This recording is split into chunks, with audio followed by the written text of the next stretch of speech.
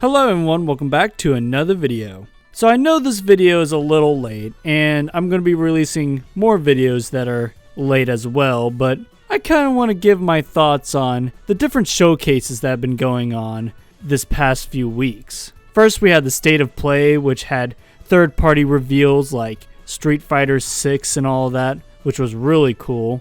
And then this past Sunday we had the Xbox showcase, which showed quite a bit of good looking things. Honestly, I was pretty surprised of how much I actually liked the Xbox showcase. It wasn't like amazing or anything. Like there wasn't any like huge game where I'm like, oh wow, I need that right now. But there were some pretty cool ones in there. And there's a few that of course I can't wait to play, but there just wasn't anything that really shocked me in terms of like, you know, like if they showed Fable gameplay and then maybe I would have flipped out a little bit. But I mean, don't get me wrong, it was nice to see Hollow Knight Silksong in here, which was quite the surprise. Honestly, out of all the showcases, out of all the ones that have, you know, been shown off so far, I did not expect to see Silksong in the Xbox showcase.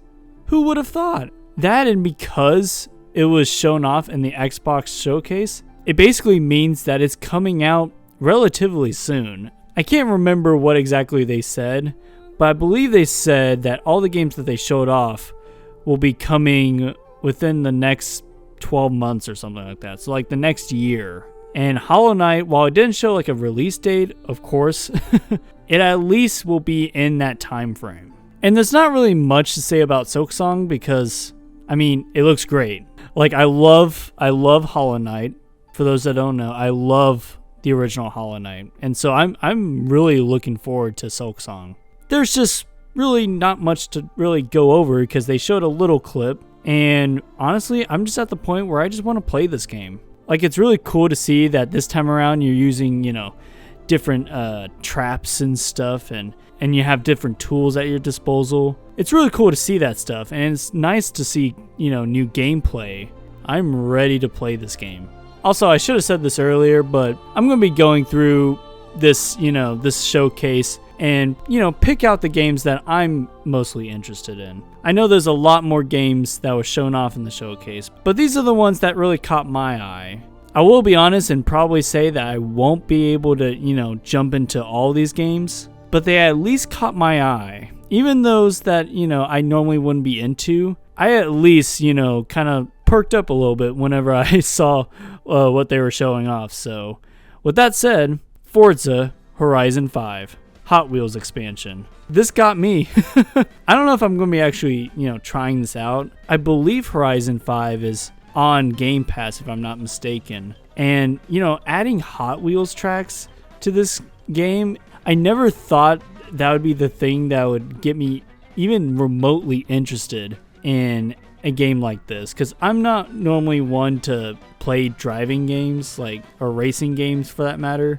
Like Mario Kart is about as much racing as I do. And so Horizon, and I know Horizon's like an open world, like you drive around in Mexico and stuff. That's really cool. Having Hot Wheels, that definitely piques my interest. And honestly, it makes me happy for car enthusiasts and people who just like Forza in general. Up next, we have Minecraft Legends, which is an action strategy game, which sounds to me like an RTS kind of. You know, you're going around, you're kind of gathering up like an army, it seems like, and, you know, taking down settlements and all that. I do like me some Minecraft.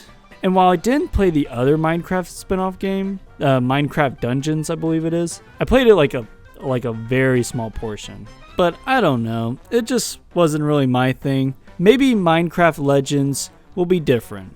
We still haven't really seen a ton of gameplay for it, so I don't really have much else to say on it, but it is a pretty cool announcement. I like when franchises like this go in different directions, you know, they try new things. I really like it when they do that. Up next, we probably have my favorite reveal out of this whole entire showcase, and that is the last case of Benedict Fox, which normally, like, even just that name, I probably wouldn't be into. But when you look at this gameplay, wow, is it stunning. This game looks incredible. How have I not seen this game before? It feels like a game that I would be following, like I would see on Twitter every now and then, but maybe they just really kept it under wraps, and I'm glad they did because this was the highlight of the whole entire show. I cannot wait to play this game.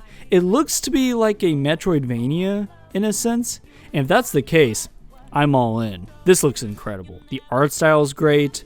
The movement, the animation looks incredible. So yeah, this is a day one purchase for sure. Or just play on Game Pass day one kind of thing. Up next, we have Ravenlock, which is a weird one. Honestly, it kind of reminds me of like a little bit of Alice in Wonderland, like just how bizarre things are in this world. The art style, in terms of like the enemy designs or like the creature designs, a little bit like blocky, like Minecrafty, but not at all. It's very, very strange. But it's this kid that goes around with a sword and shield and goes on wacky adventures. I'm down for it. This game just looks fun. I'm really shocked and surprised to see it on here, honestly. But yeah, it looks just off the wall fun. Up next, we have a pretty weird announcement. Persona 3, 4, and 5 coming to Xbox. Well, Xbox, Xbox Game Pass and PC, or Windows, I should say. Basically releasing on just about everything Xbox related. And wow, that's a shock. I mean, I would love to play these Persona games on the Switch. And I know I'm not the only one who thinks that. But that's kind of where I'm at with this. I'm glad for this announcement so that Xbox players can get their hands on these games. I've been playing through Persona 5 Royal myself, and I really enjoy this game. And the fact that, these games are coming out to, another market, that's incredible. I'm honestly really excited for fans to eat this stuff up. But honestly, I really hope this comes out on Switch. I really want to play Persona 4 on Switch. I mean, 5 too if it actually releases on Switch, but I'm not going to hold out my hopes on that one. And then last, but certainly not least, maybe, Starfield. And honestly, I wish I was more excited about Starfield. It doesn't help that the footage that they showed off, Starfield in, was not running at the best, in the best way, it was like 30 frames maybe. It wasn't that, next gen kind of feel when it came to, revealing games and stuff. That said, it definitely looks ambitious. I mean, the fact that you can explore like 1,000 planets is a really huge feat that we've seen before. Maybe it's not 18 quintillion planets like No Man's Sky, but I've been getting a lot of No Man's Sky vibes from this gameplay reveal, and it's hard to get away from that because one of the first scenes that we saw of this game was the character mining from a rock. He was mining like iron or something from a big boulder or like a big piece of rock, and it was like, well, yeah, that definitely looks No Man's Sky like. So definitely they took some cues from No Man's Sky. I'm not saying they're ripping it off or whatever, but there's definitely some cues there.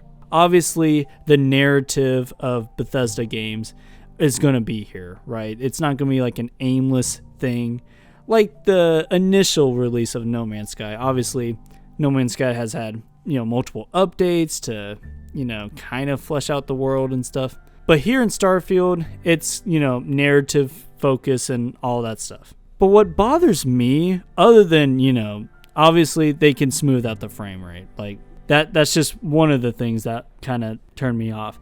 The other thing is the color palette is very muted, and obviously that's kind of the style that they're going for. I get it, but it just seems a bit muted for my taste. I don't know. Like, some of the planets look cool, some of them don't. Also, with the fact that, you can explore 1,000 planets, and not only 1,000 planets, you can land anywhere on the surface of the planet. Which, when they first said this, and they were talking about the solar system in general, like just that solar system, I was pretty excited. Like, okay, cool. Like, they managed to, flesh out, these planets to make it, more interesting to explore rather than having, procedural generated planets, like actually like crafting these planets to make them, really interesting to explore. And then they mentioned, oh, you can explore like all these, like solar systems and,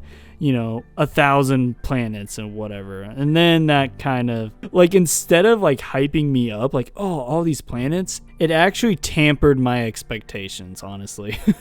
Like normally like, oh yeah, more is, better and stuff. But I don't know, man. The older I get, and it's not like a maturity thing, it's just I don't have time to play all this game, Like there's other games to play, and if it's all, procedurally, generated, which it has to be, right? Like 1,000 planets. Like again, if they were just talking about that one solar system, and you can land anywhere on that planet, and that planet has multiple biomes and regions, honestly, I would be pretty down with just that. Give me 8 planets or something. You can explore all of what, that planet has to offer, But when they talk about, 1,000 planets, all I can think of is 1,000 planets that I'm A, not going to ever see, and B, some of them are going to be really flat and just bland. I mean, obviously the technology has gotten better over the years. I mean, No Man's Sky, for example, I've been playing No Man's Sky recently, and I've been enjoying it more than I initially did when it first released. They updated the visuals, the environments and stuff, but I still would rather play a game that had a crafted world rather than a procedural one. There's just something about, a creator, if you will, if you want to get theological. There's something about a creation of someone's that really, you see the creativity and all this, it just beats out anything an AI can put out, at least now. Maybe they have a system where, they loosely create the planet. They haven't really specified, but I mean, 1,000 planets, that's quite a lot.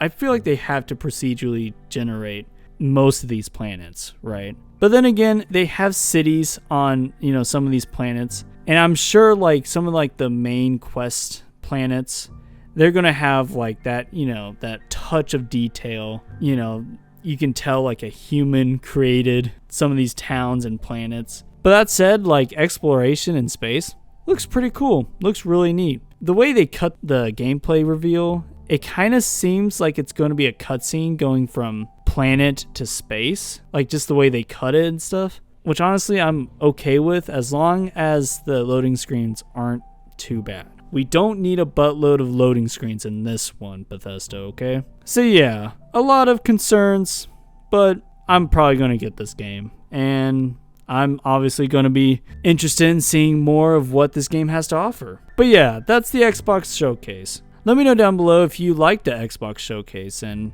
let's go ahead and take the discussion down there. What was your favorite game shown? Was it Hollow Knight? Was it Starfield? Let me know down below.